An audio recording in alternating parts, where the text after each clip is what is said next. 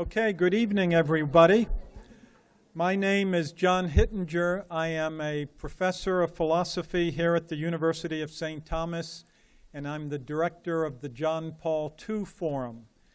And it is my honor to work with the Celts for Life, the St. Thomas Student Association for Life. And we've decided to co-sponsor this for the October Respect Life Month, and I would like to acknowledge Monsignor Galasinski, who's a friend of the university and the forum, who suggested we contact Bobby Schindler as an event to bring to awareness and to celebrate life and to continue to mobilize our conscience, as Pope John Paul said, to mobilize consciences against the culture of death.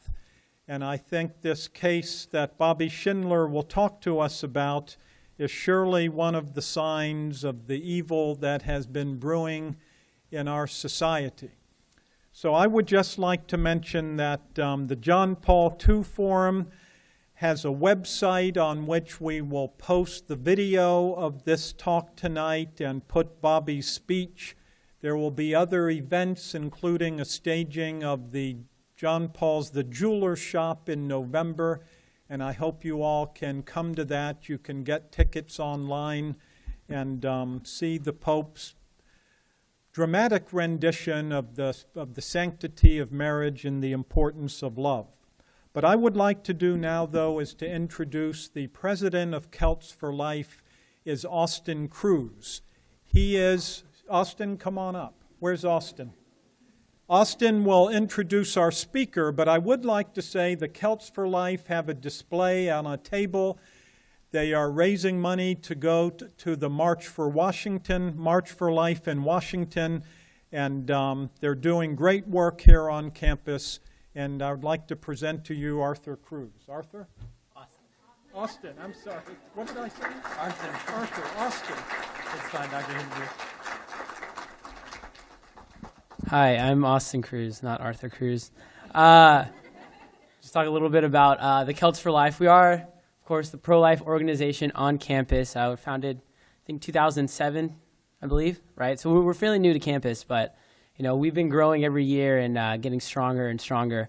Even, in fact, this year we've had over 100 people signed up since the beginning of the school year, and over 150 people on our mailing list. And consistently have had around 20 or more people at our meetings, and about 20 people going to Planned Parenthood with us each week. So things are going good for that. And as the pro-life group on campus, of course, we take a stand against issues of abortion, euthanasia, in vitro fertilization, human cloning, suicide, embryonic stem cell research. And this year, our organization is focused on 3 different legs of the pro-life movement, that weren't really emphasized as much before, which is, of course, education, activism, and prayer. Through education, each meeting we have a presentation devoted to a different aspect of the pro-life movement. For instance, tomorrow, one of our officers, Kelsey, will be giving a presentation on pro-life answers to pro-choice arguments, being able to defend yourself on different arguments or questions that people might pose you with.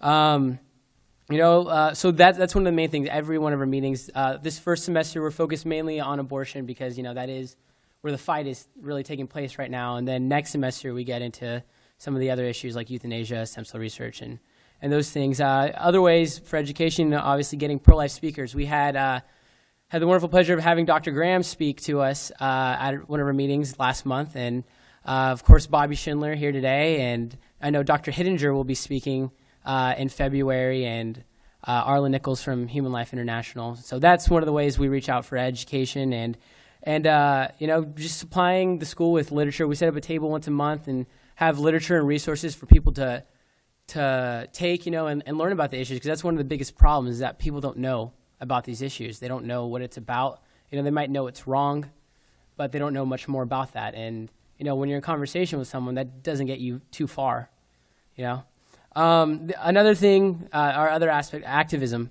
Every week we go out to Planned Parenthood, the giant one out in off the freeway, and That's been great.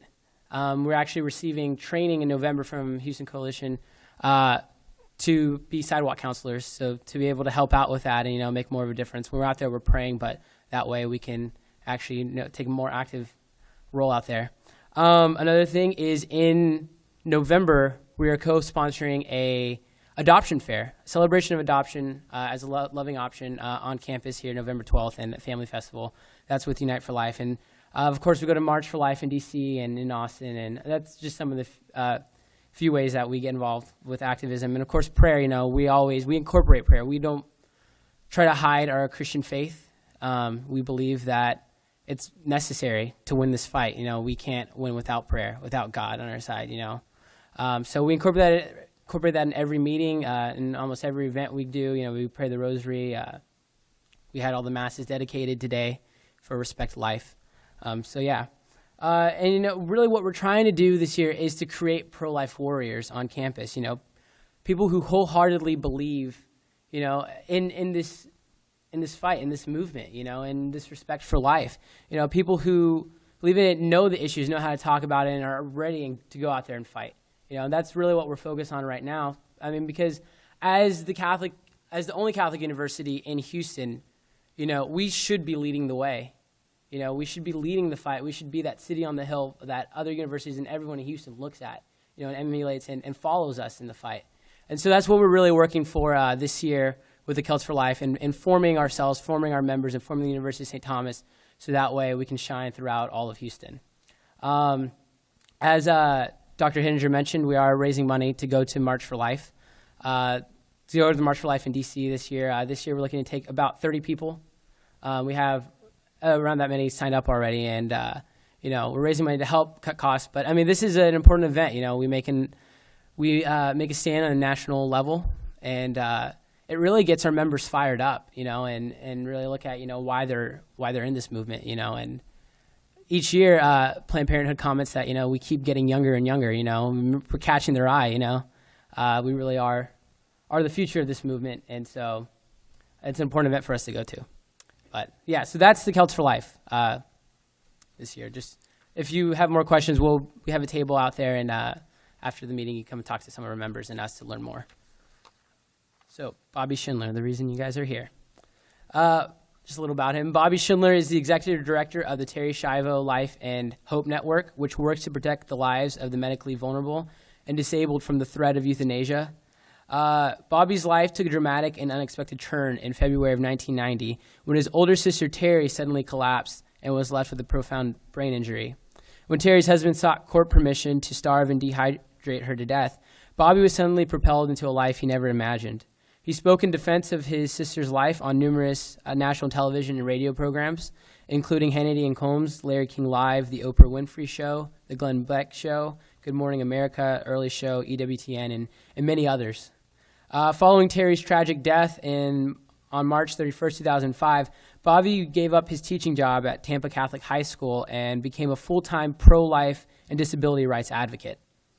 Today, Bobby, through the Terri's Life and Hope Network, assists families in need of legal action to prevent their loved ones from healthcare rationing and food and water removal. Terri's Life and Hope Network has provided resources and support to over 1,000 families and has been involved in hundreds of cases helping to protect persons who were in or potentially facing a life-threatening situation. Bobby talks about the effects his sister's cases had across America and about the tens of thousands of individuals living like Terri today. So please, let's give a warm welcome to Bobby Schindler.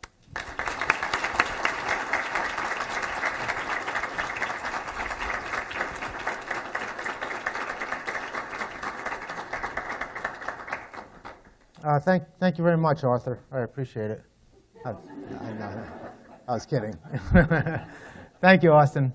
I do want to thank Austin, University of St. Thomas, and particularly Celts for Life. They really are a remarkable group of young kids doing what they're doing. As I was telling them earlier this evening, this is not an easy issue, obviously, but it is the most important.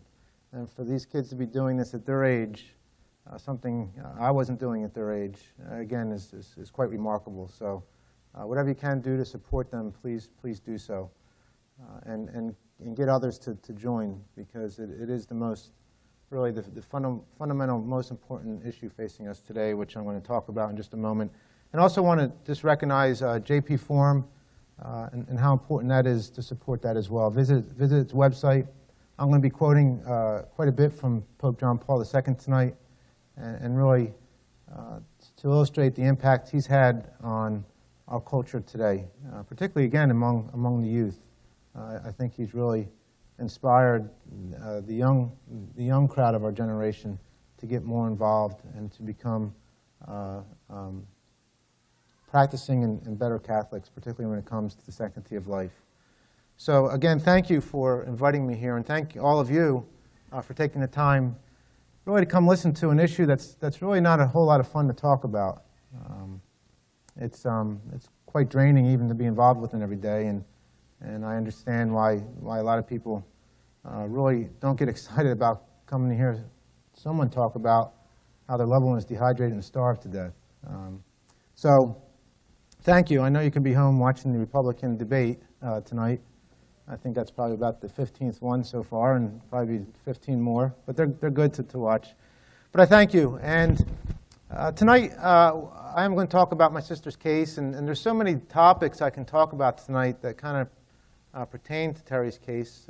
But I kind of want to focus on why what happened to Terri continues to happen today. Because what happened to Terri was not isolated. It's happening every day as we speak. And I think people would be shocked if they really knew the numbers on how many people are being killed, like my sister was. And we're not talking really about end-of-life issues here. I think it's easy to group Terri's situation into an end-of-life category, but the reality is that Terri wasn't dying. She did not have a terminal disease. So it did not become an end-of-life situation until her feeding tube was taken away and she slowly started to die. So what I'm talking about here tonight, please don't confuse it with someone that might be hours or days away from death, because that's not what I'm addressing here this evening. I'm talking about specifically people that are not dying and are only being sustained by food and water, the same thing that keeps us all alive. Now, these individuals have difficulty swallowing and need feeding tubes. In many cases, some are temporary, some are more permanent, like Terri's. But nevertheless, we're talking about individuals that are not dying and only need food and water, basic care to sustain themselves. But I want to talk about all the influences that are occurring tonight, or that are occurring in our culture today, that really has desensitized the nation into allowing this to happen, something that perhaps not even that long ago, 15, 20 years ago, this would have been thought of as being barbaric, killing a disabled woman to death by dehydrating and starving this person. Today, it's become ordinary, sadly. And it's because we're being indoctrinated by really many of the liberal influences that are occurring in our society today. And they are having an impact. As I said, they are desensitizing us to really what it means to have regard and have value for the sanctity, or have value for human life. And I want to point out why I think this is happening. I'm not an expert on this issue. I wasn't even a public speaker before this happened to my sister, and you heard the old joke, I'm going to spend the next 45 minutes proving that to you. But I'm certainly not a doctor or an attorney, which I'll speak about tonight, or a bioethicist. But I am a brother, and our family was faced with something really no family should have to be faced with. Really, the sadness here, the tragedy here, is that I have to be here speaking to you tonight. That you even know who Terri Schiavo is. That my family, that my parents in particular, because they loved their daughter unconditionally, because they didn't care that her physical appearance changed, had to fight so hard just to bring her home and care for her. But that's where we are as a culture. And many of the people don't even realize that if they are on the other side of this issue, for whatever reasons, because they don't know, they're confused, whatever it is, this is an issue that could quite possibly touch every single one of us in this room tonight. And people that are on the side of the issue, I don't know if that many of them realize that this is something that they're advocating for onto allowing persons like Terri to die could very well affect them someday. And I wonder if they even realize this. So I'm going to really pay particular attention to the Catholic issue, because that was the topic that we'd like to speak about directly tonight, and so many others. So let me begin here. Just a couple things, and I'm not going to spend a whole lot of time on Terri's case, unfortunately. I mean, it's going to be intertwined, obviously, in this discussion tonight, but I can't get into all the details because my family really started to try to defend Terri's life in 1993. And that was just 3 years after Terri's collapse, which was February 25th, 1990. She was home alone with her husband, Michael Schiavo. She collapsed. We still do not know what caused that collapse. I was the first one there to see Terri on the floor before the paramedics got there, struggling to breathe. She did go several minutes without oxygen, and she experienced a profound brain injury. She was not in a coma. She was not brain dead, not terminal, not on life support, and she was not in a persistent vegetative state. And I'll get into a little of all this for you this evening. As I said, she was sustained by food and water via a feeding tube. And again, I'm going to focus a lot on food and water issues this evening, and again illustrate just how much our attitude has shifted towards how we look at people that receive food and water through feeding tubes. People often ask me, well, if Terri wasn't all these things, I mean, she's referred to as being a brain-dead vegetable. And I'm going to show you tonight how the media addresses her to this day. And people ask me, well, what was your sister then? She wasn't in a coma, she wasn't all that. And I said she was a woman with a cognitive disability. It's that simple. Just like tens of thousands of others that are in similar conditions to Terri today. There's no exact numbers, but they believe that there's anywhere, there could be numbers as high as 50,000 people or more that are in similar or worse condition than my sister was. A lot of people are surprised when I tell them that if Terri were alive today, she could be here with us. All she needed was a wheelchair. We could have taken her anywhere. She did not need to be confined to a bed, which she was. She was basically warehoused and abandoned by her husband, who was the guardian and 100% control over her care. It wouldn't be easy getting Terri here to put her on a plane, but nevertheless we could if we needed to. I just wanted to show you just a couple pictures. 1991, the first couple of years, Michael was working with our family in harmony to try to give Terri the best care and rehabilitation possible, and she was improving. In fact, she was starting to speak. She was saying words in her medical files. The doctors and nurses were making notes on how Terri was improving and how encouraged we were. If you know anybody that has a profound brain injury, you'd understand that when they experience this type of brain injury, any slight improvement is significant. And we were very encouraged by the improvement she was making. Unfortunately, sometime in 1992 is when all the rehabilitation and therapy stopped, and I mean all, even range of motion. As I said, Michael was the guardian and had 100% control over care, and Terri became warehoused in different nursing homes up until 2000, when Michael went to court to have her food and water taken away. But you can see the two pictures and really see how well Terri was maintained. She was given makeup, her hair was cut regularly, she was taken out to the mall. That picture was at a mall, and what she looked like just 11 years later after denying her any type of rehabilitation and therapy. The critical question tonight that I want to ask, or one of the critical questions is food and water via feeding tubes, is it artificial feeding, is it medical treatment? Because that's how it's been defined, or redefined, I should say, by our medical community. The medical community now, and many of our laws now, look at food and water as medical treatment. And that's really what has opened the floodgates, so to speak, to enabling the healthcare community to starve and dehydrate people that are not dying, people like Terri, the elderly, and countless others. As I said, tube feeding, via feeding tube, is now regarded as medical treatment. And I'm kind of, in some debates that I've had over the years, people try to argue the fact that because you take a feeding tube and insert it in the stomach, as you see in this picture here, that is indeed should be considered medical treatment. Well, you can argue all you want, where you can argue perhaps that, yes, feeding tubes are inserted into your stomach in order to provide food and nutrition. but you're never going to convince me that food and water will ever be defined as medical treatment or artificial life support. And it wasn't at one time.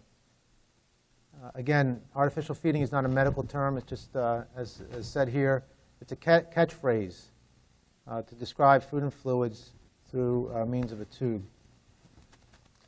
This is where we're heading, if we're not there already. We can now define medical treatment as bringing food on the tray to people at a convalescent home or a nursing home. Because as you can read, a patient's diet must receive physician's approval. And therefore, they can conclude, and this was in a court case, that if food and water can be brought in a tray, we can define it as medical treatment. And therefore, if it's medical treatment, can withhold it from people for the sole purpose of terminating their life. I think I might have mentioned feeding tubes are popular today for either a short period of time or something like my sister for more long-term because of difficulty with swallowing. But this was back, I found a report as far back as 1987, and back then there was upwards of close to 1 million people that were supplied food and nutrition through feeding tubes. So it's something that's quite common today and quite easy to perform on an individual. Does anybody know I have the picture of the Pope up there? The Pope received a feeding tube. In fact, just before he died. In fact, a lot of people don't realize that my sister's death was on March 31st, 2005. And the Pope received a feeding tube on the day of my sister's death and then died 2 days later. What is a Catholic? I just want to start right off before I get into some of these other issues on what is happening in our culture today, why this is so widely accepted, why there's no public outrage to the fact that we're dehydrating and starving people to death that otherwise would live quite possibly a normal lifespan, as they said it would for my sister. But what is the Catholic Church position on food and water? I'm just taking an excerpt from, it's quite clear. And this is from Pope John Paul II's March 2004 allocution. I wish I had time to read the whole thing here tonight because it's quite beautiful and very eloquent, which all of Pope John Paul's writings were. But if you read this, it says here, and this was just a clarification, ladies and gentlemen. This wasn't anything new with Catholic teaching. There's a clarification on people like Terri that receive food and water, those that are not dying and need food and water to live. And how he says, I should particularly underline how the administration of food and water, even when provided by artificial means, always represents a natural means of preserving life, not a medical act. So the secular community, the medical community can define food and water any way they want. Catholics look at food and water as basic care, not a medical act. And the Pope went on to say, it is ordinary and proportionate, and as such, morally obligated. And that pretty much says it all right there.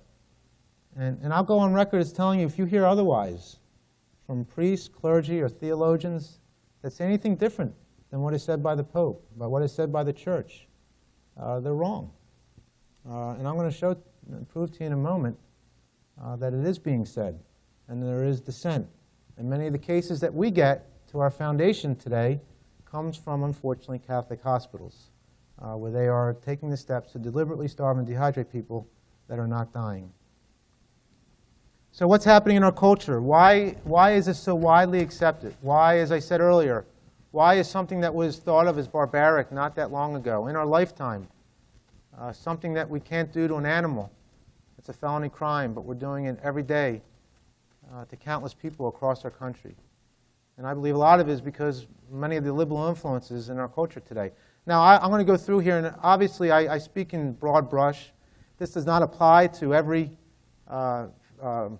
individual or group or persons, but I think there's a growing sentiment out there among many of these people, many of these organizations that have an anti-life attitude, unfortunately, some more than others.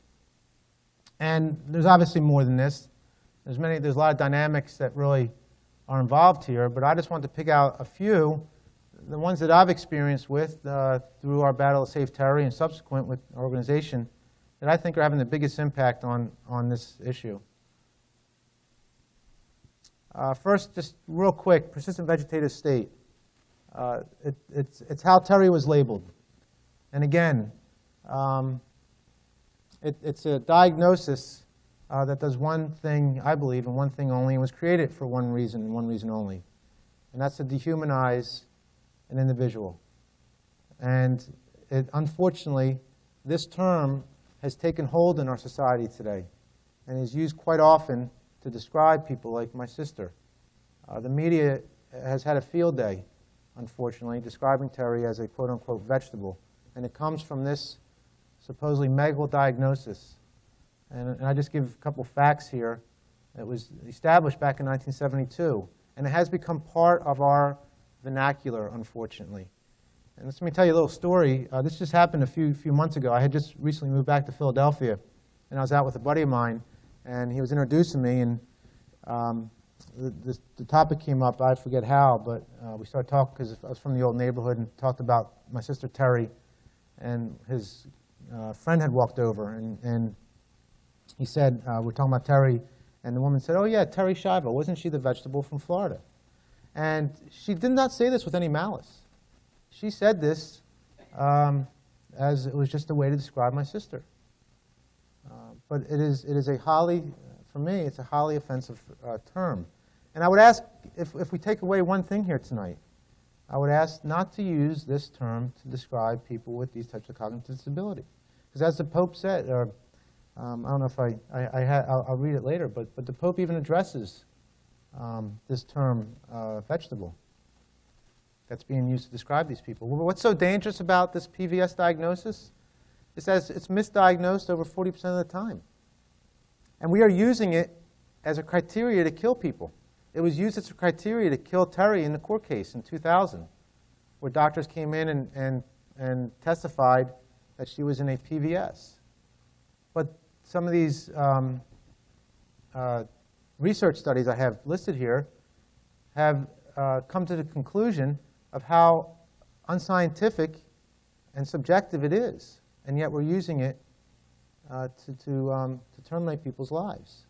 It's really something that needs to be abolished.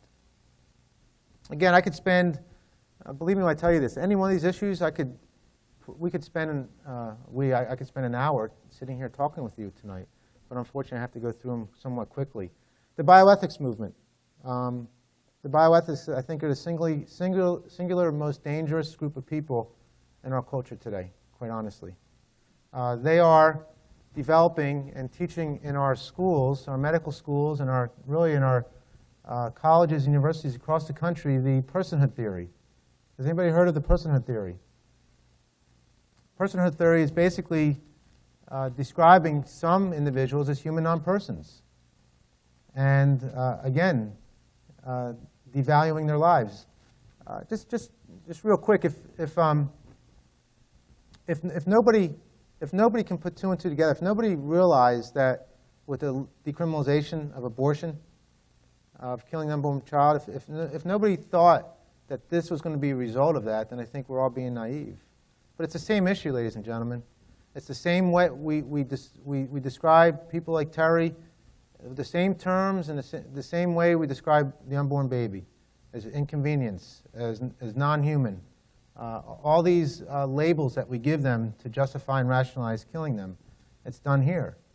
But this gentleman I have here, Peter Singer, put his name in a Google search if you've never heard of him, if you want to read some really interesting theories this man has, if you want to call them theories. But one of them is, or beliefs, one of them is that he believes that parents have every right to kill their child that's either up to 1 or 2 years old, because that child, to him, is a human non-person.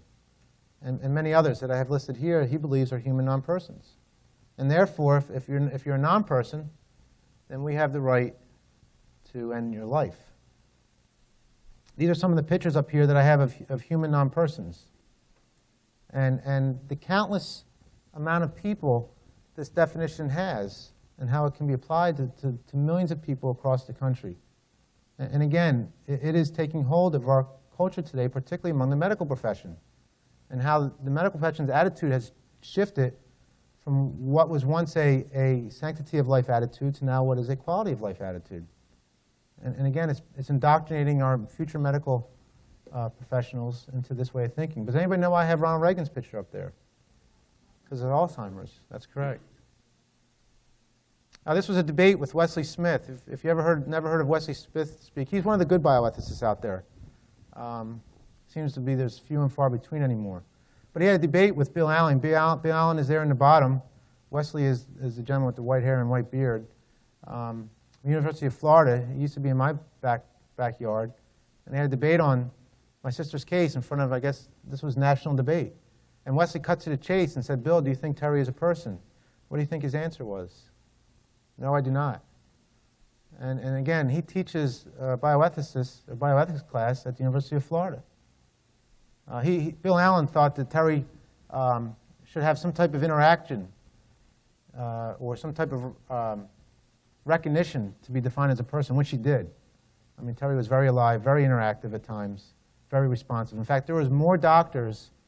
I mean, if you want to get into the battle of whether Terri was in a PVS or not, there was more doctors on record that believed Terri was not in a persistent vegetative state than believed that she was. But yet the judge, George Greer in this case, sided with the doctors that believed Terri had no quality of life. Ethics committees, and this all goes together. Bioethicists, ethics committees. It's all tied together. And again, something else I could spend more than just a couple minutes. But let me read what I have here on ethics committees. And I got a little help from this from my friends at Texas Right to Life. Currently, Texas law allows for a physician to withdraw life-sustaining treatment, including food and water, from a patient, and this is what should scare all of us, despite the patient's advance directive or express wishes. Once a physician decision is made and then approved by the ethics committees at the hospital, the patient and/or family have only 10 days to find a transfer to another facility or another physician.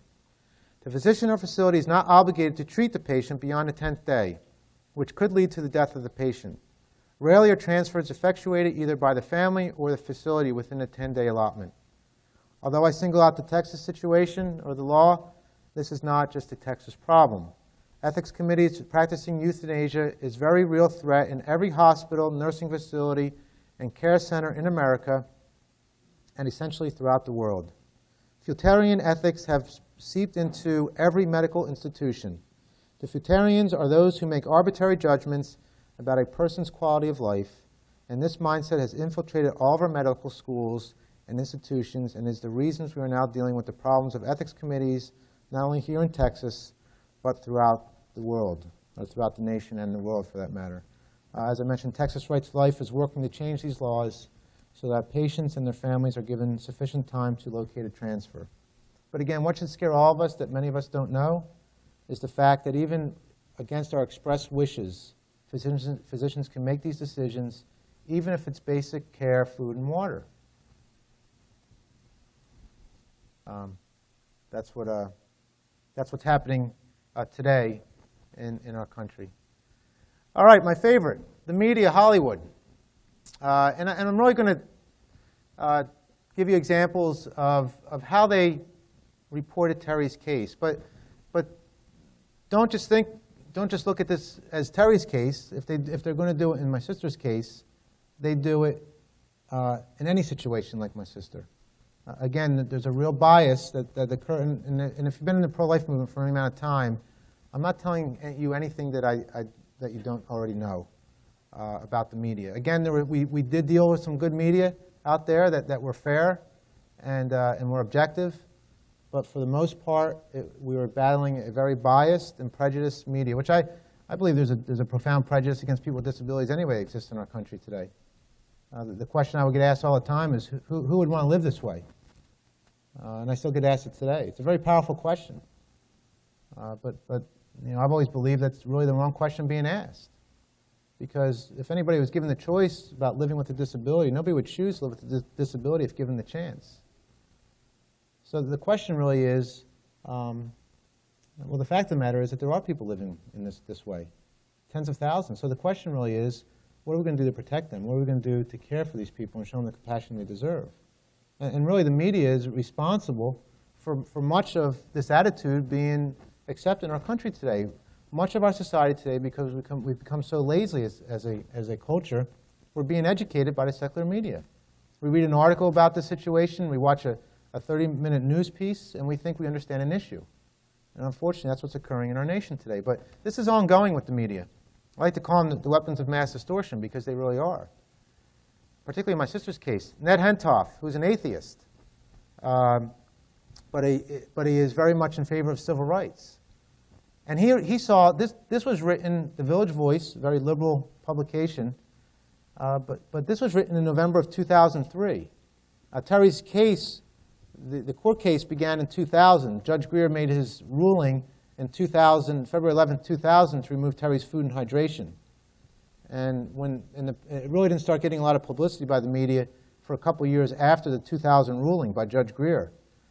And it really didn't really intensify until 2004, 2005. But Ned Hentoff saw it back in 2003 among his colleagues and the bias that was already occurring in Terri's case. In fact, he even referred to it as the worst kind of journalistic malpractice that he's seen. And he had been around for a long time. And he was already saying this about his colleagues, about the malpractice he thought was occurring about Terri's case.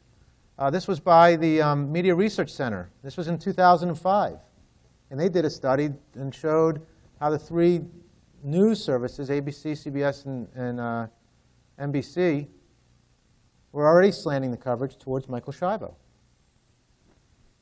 These are just some of the icons I put in. I could have filled up 3 pages of this that were either reporting Terri's case to this day either incorrectly or offensive in nature. Let me just give you a couple examples. This was Family Guy back in 2010, March 2001. They did a skit. They opened up the episode about my sister and did a skit. It was called Terri Schiavo, the Musical. And they made fun of my sister, portraying her on all types of machines, referring to her as you see here. This is only a short segment. This went on for 2 or 3 minutes, and what they did was highly offensive. Unfortunately, my mom happened to see this because someone had sent it to her, and she had watched it not knowing what it was. But these people have no regard for family members, or even the families that are caring for those that have these types of cognitive disabilities. Rolling Stone magazine, this was in 2009. They did a mock interview on George Bush. George Bush was involved in trying to help my sister along with Jeb Bush, but nevertheless they did an interview asking one of the questions in this interview as he was leaving the presidency. They asked him a question about Terri Schiavo, and this was kind of some of the answers that they gave, referring to Terri as, again, vegetable, brain dead, and I couldn't even put up here or read to you some of the things they said because some of the profanity that they use in describing my sister's situation. And this is an international magazine that goes out to millions and millions of people throughout the world. George Stephanopoulos, I think I'm pronouncing his name right, this was in 2009. So this wasn't that long ago, ladies and gentlemen. It's just recent. Again, referred to Terri as being brain dead. The autopsy proved she was brain dead. Completely false.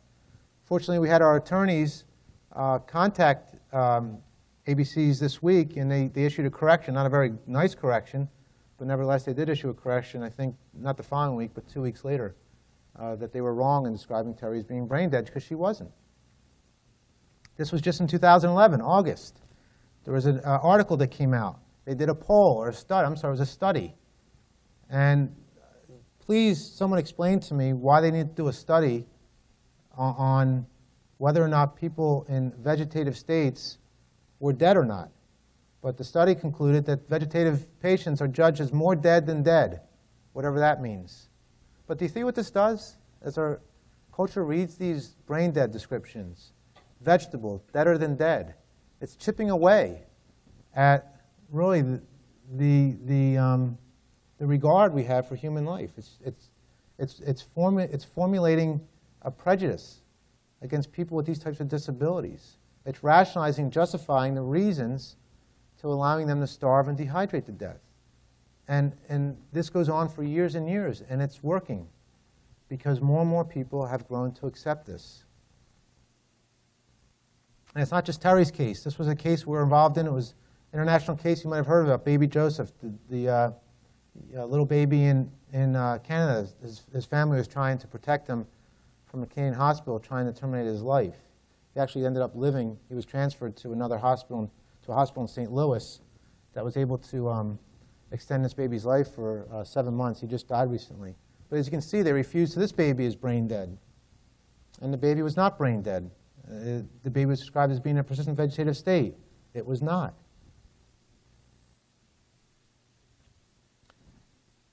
Finally, the clergy and theologians, and I'm speaking particularly here to the Catholic clergy. And I kind of wanted to finish with this, and I just wanted to put up there, because I want to read to you really what occurred in Terri's case with the Catholic clergy.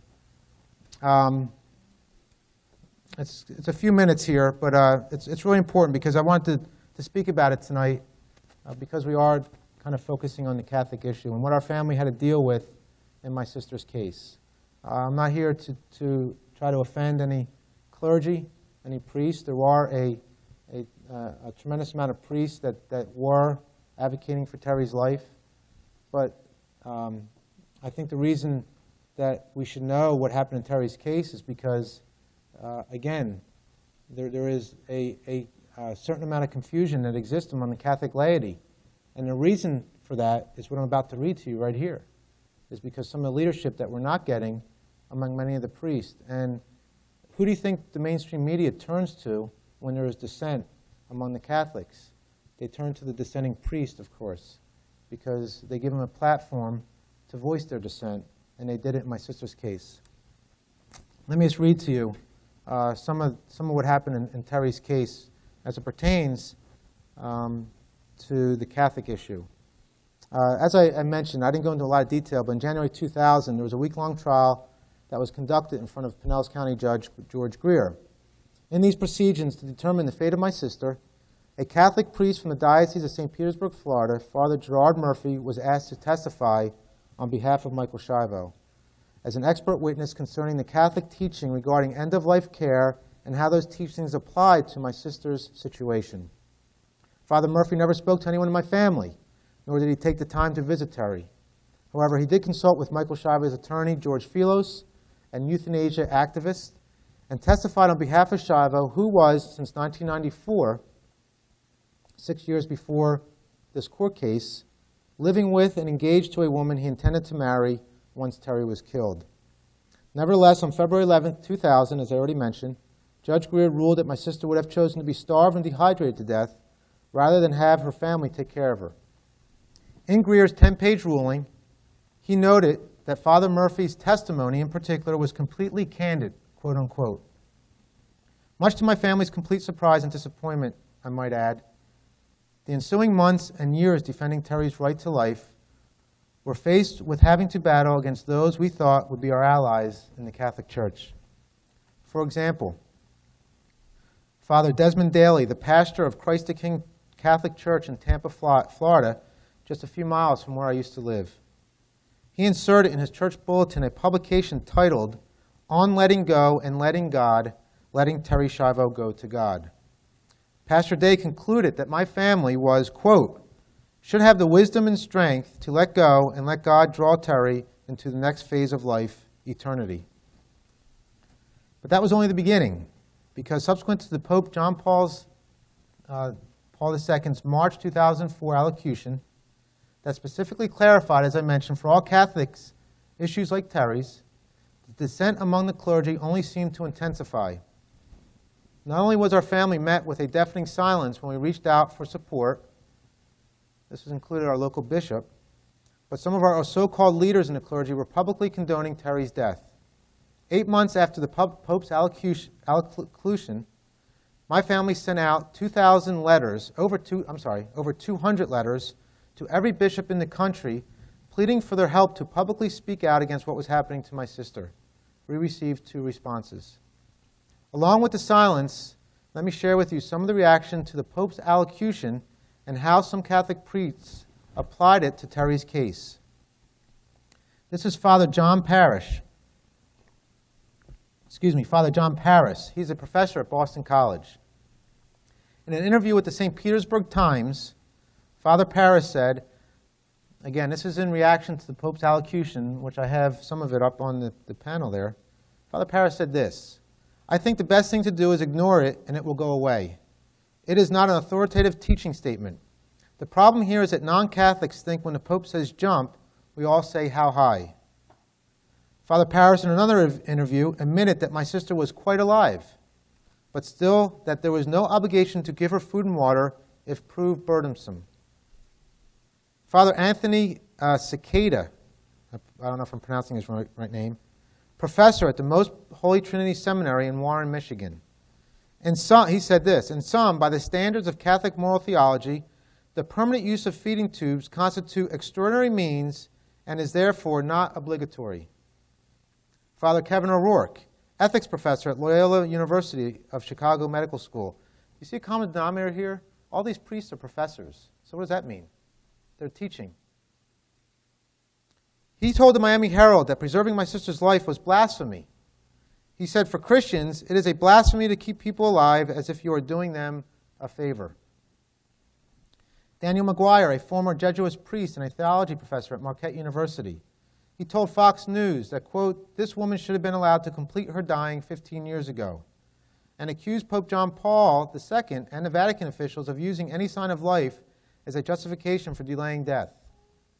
Father Richard McBrien, theology professor at the University of Notre Dame, he told Bill O'Reilly, this is not a question of euthanasia, which directly contradicts, obviously, the Pope and the Vatican. This is the removal of extraordinary means of sustaining life. Perhaps the most frightening, however, is what is being taught in our Catholic universities. This is taken from Patrick J. Riley, president of Cardinal Newman Society, in a 2005 article titled Teaching Euthanasia. He said this is just part of this article. The intense battle to prevent Terri Schiavo's husband from removing her feeding tube was horrible enough. To think that some American Catholic universities and their ethics, theology, law, and medical professors bear some responsibility for Schiavo's slow death is almost too much to imagine. Yet prior to Schiavo's death, professors from top Catholic universities helped convince the courts and the public that removing her feeding tube was acceptable and consistent with Catholic teaching, even while the Vatican said it was euthanasia. Several professors sought to publicly undermine Pope John Paul's clear statements on the moral obligation to feed and hydrate even the most severely injured patients. The danger is obviously, Patrick Riley says, if the Church is going to face up to a growing movement for euthanasia and assisted suicide in the United States, Catholic universities must help in that important battle. Harboring the enemy and training new spokesmen for the culture of death is not the way to do it. That was just part of Patrick Riley's article. You ought to look it up online. It's really a wonderfully written and a very chilling article that he wrote called Teaching Euthanasia.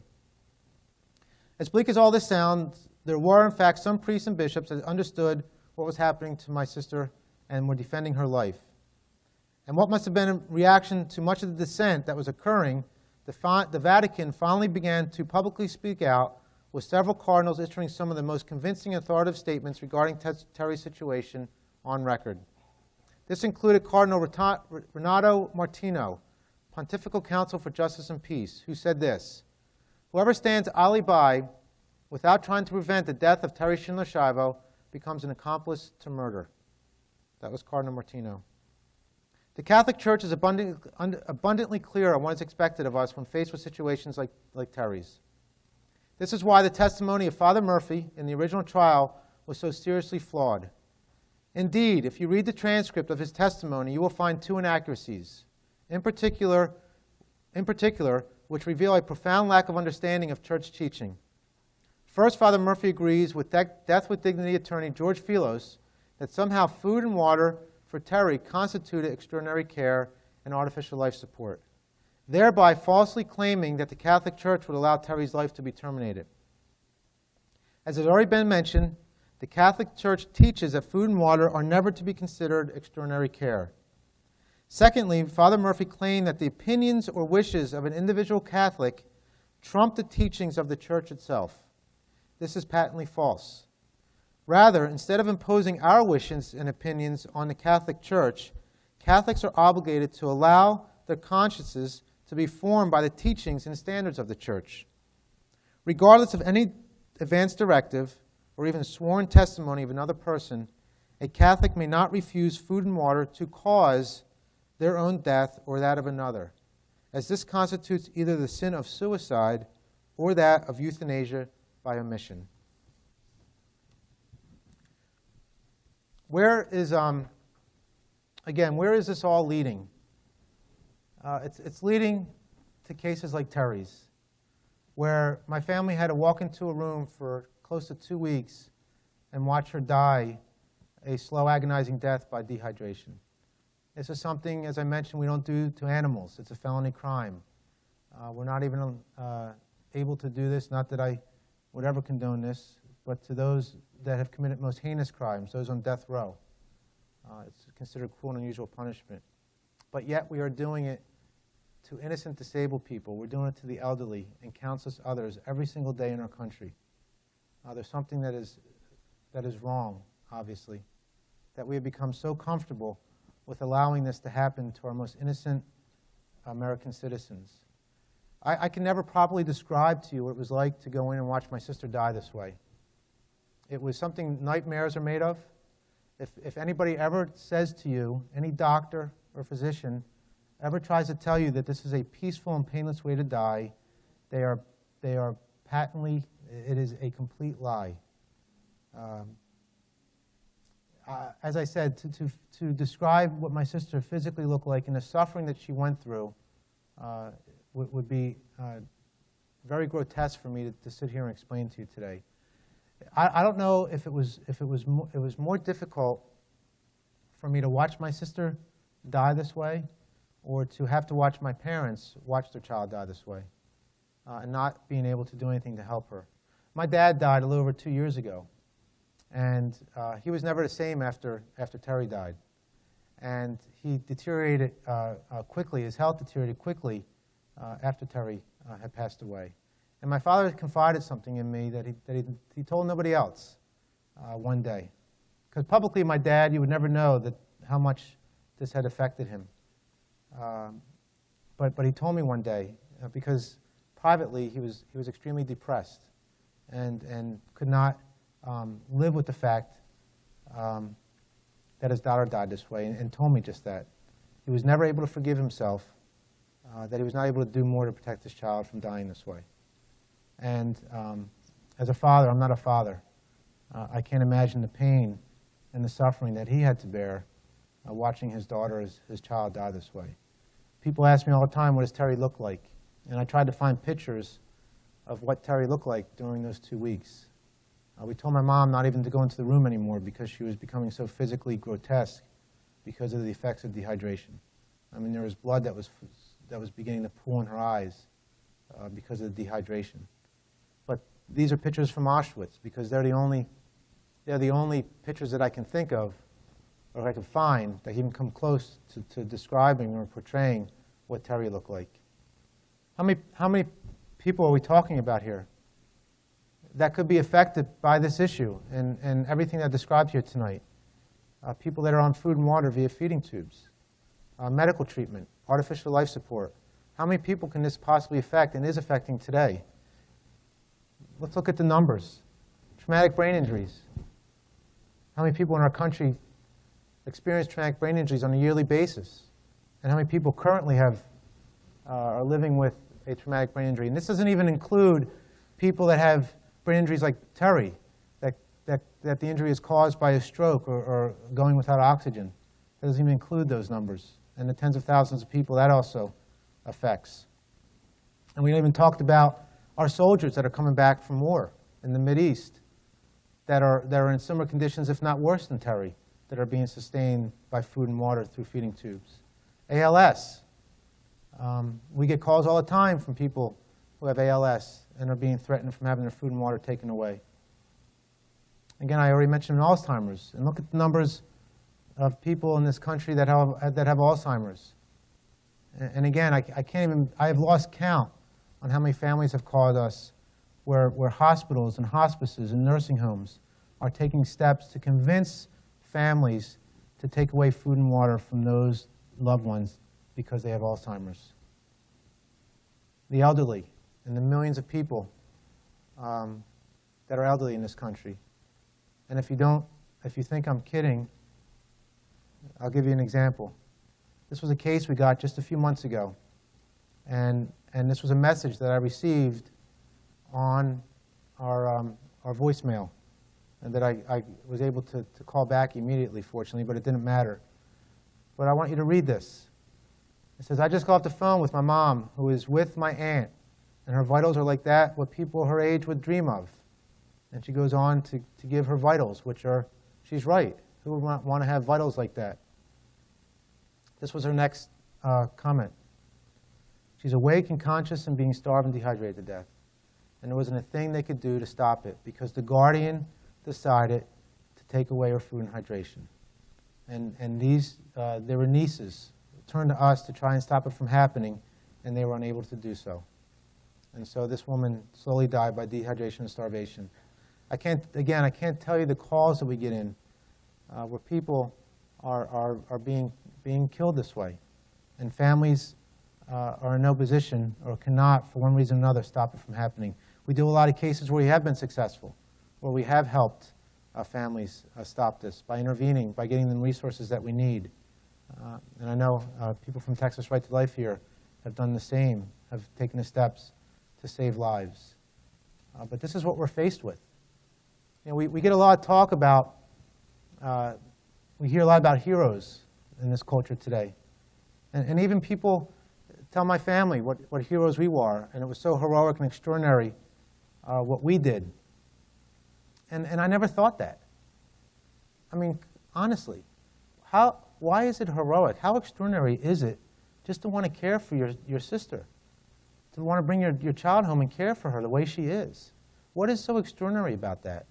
I would think every one of us in the room faced with the same circumstances would do the same thing. But that's where we've come as a culture. That now just bringing someone home to care for them. I mean, these aren't easy situations, obviously. It's very difficult to care for someone with these types of brain injuries. But what other choice do we have? But yet we now look at it as being something heroic. But you know what? The real heroes out there, I believe, aren't so many of the people that we describe as heroes, but are the people that are caring for these individuals. Because it is a dedication. But if you ever talk to anybody that cares for those with these cognitive disabilities or people that are dependent on medical care, you learn so much from them because these people teach us every day what it means to love, what it means to have compassion. And I really believe this is a test on how we're going to treat our most vulnerable. Because they are completely vulnerable to our care. And again, this is just what we have dedicated our lives to do now. And is helping other families faced with the same circumstances. I guess in the end, it really is about us. This is a reflection upon us and how we're going to treat those that need our love and care. All this focus on Terri in this case, all this publicity that was focused on Terri, and really the focus is on us because it is up to us and how we're going to treat these individuals. And if we're going to continue down this path of continuing to justify and rationalize as the reasons why it's okay to kill. I know I spoke a lot, again, this is, it's not a fun topic. It's not something you can walk out of here and feel good about. But just let you know that there have been a tremendous amount of blessings that have come from what happened to my sister. And our family has been fortunate enough to take what happened to Terri and turn it into a ministry where we're now, because of what my sister went through, able to try and help other families. But we have met so many wonderful people on the way. And I know I singled out bioethicists and clergy and doctors and others. But there are some wonderful clergy. There's wonderful pro-life doctors. There's wonderful bioethicists that are fighting every day to combat this attitude in our country today. And I hate to sound cynical, but I feel like in some respects we're losing. There's so much focus on the abortion issue. And don't get me wrong, there should be. And I think a lot of what we're seeing today, a lot of successes with the abortion issue is a result of all these years of education and educating and awareness to the public on really how abhorrent abortion is. but the same zeal is not being applied to this issue.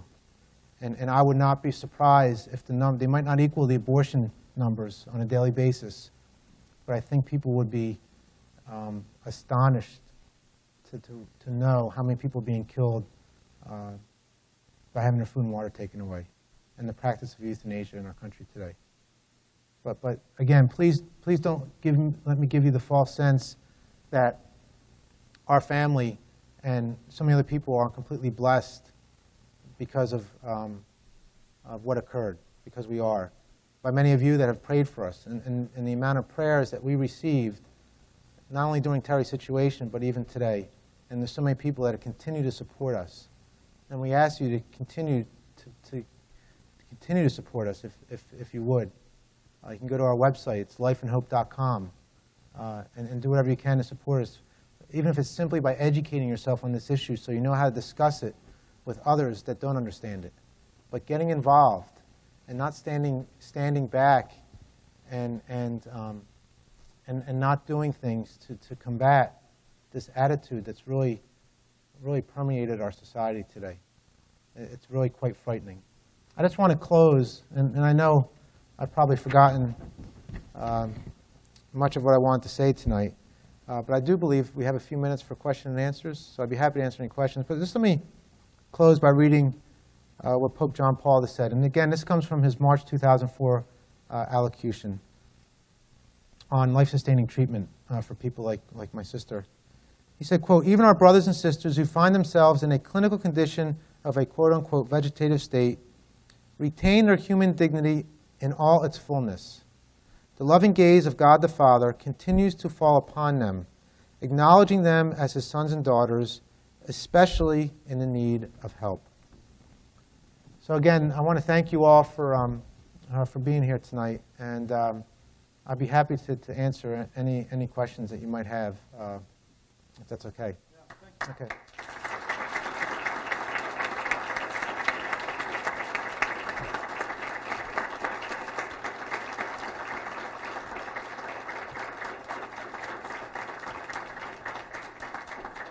We do have time for questions. I'd like you to use the microphone. Bobby, will you talk about how there is no agreed upon criteria for the diagnosis of PVS in the whole global medical community? Thank you. And can I mention that Elizabeth is with Texas Right to Life? She's one of the fighting out there for us. Sorry. She's not with Texas Right to Life. Well, yeah. Well, it's interesting. I think I might have mentioned it. I had mentioned that there was actually more doctors that believed Terri was not in a PVS than doctors that were. In fact, in a trial, and again, I'm sorry I couldn't get into more details of Terri's case, but there was a trial where 5 doctors came in to testify whether or not Terri was in a PVS, because that was one of the criteria they needed to prove to the judge in order to kill her. I heard 5 doctors give what they believe was the PVS diagnosis and how it applied to my sister. And I heard 5 different testimonies. So basically, it's so subjective in nature, it's really up to the doctor. And you know what the doctor does? In order to come to this conclusion whether or not a person's in PVS, they basically have to spend, they're supposed to spend days and hours with the individual and interact with them and see if there's any consistency with their interactiveness, so to speak. And I'll tell you right now, the doctors that Michael hired to go in and evaluate Terri spent, I think one of them spent less than an hour with my sister. There is, even if you want to use this diagnosis as coming to some type of conclusion that she fits the criteria, it is, in no way can you spend less than an hour with an individual. Terri was, at times, extremely responsive. And at other times, she was not responsive at all. She might have been sleeping. So that's why doctors need to spend, they talk about days at different times of the day to be with this individual before they can come to any conclusion whether or not she fits this criteria. And our doctors did. The ones our parents brought in did spend days and hours and came to the conclusion that without a doubt, Terri was not in PVS because she was so responsive and reactive there's a video I show, and perhaps I should have brought it tonight, where a neurologist is asking Terri to open her eyes. And it takes her a few minutes to kind of process the command, but just like that, I mean, after a few seconds, she opens her eyes fully for the neurologist, proving that she understands what the neurologist asked her to do, which proved that she was not in a PVS. But it's such a dangerous diagnosis when you're using it as criteria to kill, and we're doing it every day. Can you imagine this? I put the fact up there with these research that they found that there's upwards of 50% misdiagnosis rate for those in PVS, meaning those they thought were in PVS, 50% of the time they're not. They end up not being. Can you imagine if you applied that to the death penalty? Meaning, what if there was a 50% chance that the person you were going to execute might not have done it? Do you think, what do you think, can you imagine the public outrage if they went on the news and said there's a 50% chance this person didn't commit this crime and we're going to execute him anyway? But that's what it essentially amounts to. It becomes a death sentence for people like Terri when you're diagnosed as a PVS. And there's an upwards of, that's why it just needs to be abolished from our vernacular, quite honestly. That's a long answer, Elizabeth. I don't know if it answered it or not, but yes. It's one of my hot buttons, if you haven't noticed, because it's so dehumanizing and it's used so much to describe these individuals, and it's so highly offensive to describe someone as a vegetable. I mean, it's just I don't understand how we can say that. And you know who was I got to tell you was if I could have went through the TV, I would have strangled the man. Was Chris Matthews. Every time he talked about my sister, he referred to her as a vegetable, and he's a Catholic too. And I just wanted to. It's so highly offensive to me to describe a human being that way. Yes. Well, I mean, you were just briefly touching on this, but two things. The first is, could you elaborate a little bit more on Terri's, the end of her life? I mean, you describe her as she's cognitively disabled as opposed to, being in a vegetative state as the media portrayed her. Could you elaborate a little bit more on that and like her actual, how she was, and also your experience with the hospital staff and how those in the medical profession have reacted to all this? Do you want me to speak to specifically during the 2 weeks she was being killed, or how interactive she was at times? How interactive she was. Yeah, well, I mean, that's easy. As I said, she was always interactive with my mother. There was a special bond between Terri and my mom that was undeniable. Every time my mom walked into the room, Terri would light up. In fact, that's the picture we got. I mean, if you can't look at that picture and see that Terri is reacting to my mom, her voice, you have to understand something. I think I mentioned this. Terri went over 10 years without therapy and rehabilitation. Whenever you do that, a person is going to deteriorate if you neglect someone with that type of brain injury for that long. Doctors that examined her thought it was remarkable that she was responsive as she was, given the fact that she was denied and abandoned and warehoused for so long. Because you are naturally going to deteriorate, and Terri did. There was a speech pathologist that, she was from the University of Chicago, one of the best speech pathology schools in the country. She submitted an affidavit to Judge Greer. And in the affidavit, she said that she has treated individuals in worse condition than my sister and were able to wean them off a feeding tube. Okay? Judge Greer never gave Terri that chance. She also believed that there was no doubt that Terri was communicating. Terri would vocalize. She would try to speak. Again, she was getting no speech therapy for over 10 years. Because of that, her vocal cords atrophied, if that's atrophied, is that the right word? And the only way she could vocalize is by moaning. But the speech pathologist said there is no doubt in her mind that she was trying to speak. Let me tell you, do you know why Judge Greer denied Terri? The court case went on for 5 years. Okay, we were in and out of appeals courts. We only needed, I think the speech pathologist said, 3 to 6 months to see the significance of whether or not Terri would be able to swallow food again. Terri got no rehabilitation or therapy during those 5 years. What would have been the issue of the judge allowing 3 to 6 months of this type of therapy to see if she was able to swallow? He denied it. Do you know why he denied it? A neurologist came in and said, Now, Judge Greer had already issued his order that Terri was going to starve and dehydrate to death. It just hadn't been begun yet because of the appeals. The neurologist came in and said, oh, no, no. You start trying to feed Terri, that could be very dangerous. She could aspirate and choke to death. So the judge denied a swallowing test because he said it could lead to a very painful death by aspiration and choking. Okay? I kid you not. You can go online and read. You can read the rulings. So he, in the judge's mind, starving and dehydrating to death was a much more humane way to die rather than seeing if she could swallow.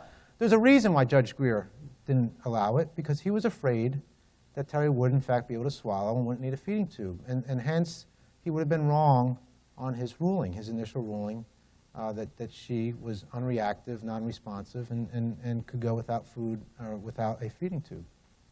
So I would love to talk to you details of the case because it is absolutely mind-boggling. It's one of those things that you try to make sense out of something that makes absolutely no sense.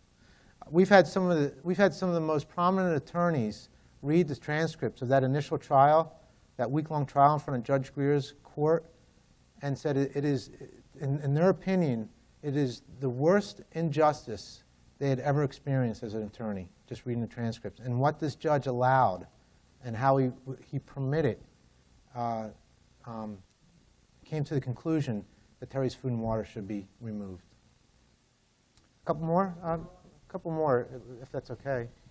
In the work that you've been doing with your foundation since you started it, and with some of the examples you gave, have there ever been any cases where the family has been successful in legally challenging a decision to remove hydration and nutrition? Or, for example, the lady who had the wonderful vital signs and was being starved to death? Is there ever a doctor who says sometimes this is nuts, I'm not going to do it, regardless of what the guardian says? Yes, there has. And fortunately, we've been involved in some, not quite like that, but we've been involved in some successes. But mostly they've come from attorneys getting involved and going back and basically doing what they do best, threatening lawsuits and whatnot probably to stop it from happening. But yeah, we have been successful and there has been some success. And a lot of times, it's the families just don't know because they're being pressured into doing something, and they believe the doctors. Because you know how doctors can be very convincing, and I can give you stories of individuals that were in car accidents, that were giving no chance of living a life with any kind of quality of life, and saying they're going to be a quote-unquote, in a vegetative state, a vegetable the rest of their life. When in fact, if given the time, they were able to improve and improve significantly.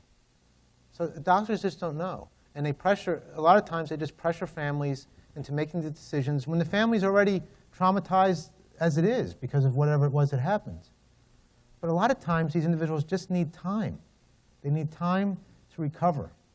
But even if they don't fully recover, and they do remain with this profound brain injury, and they only are receiving food and water, and are not dying, then it really falls upon us then to care for these individuals and dedicate our lives to doing just that, and just seeing all the blessings that will eventually, you might understand them when it happens, but every family you ever talk to always talks about the blessings that have occurred from them caring for these individuals. Do you ever talk to anybody that cares for those with Down syndrome?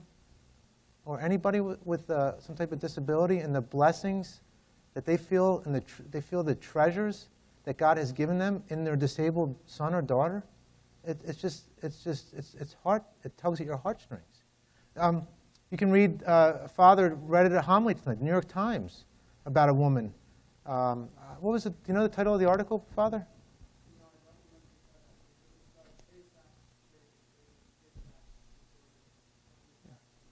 And yeah, it was just about how this mother just loved this baby unconditionally, and didn't care that the baby was going to eventually die. Lived each life for the baby. I mean, lived every day. I mean, daily for this baby, just every day, one at a time. It's just, as I said, it's just a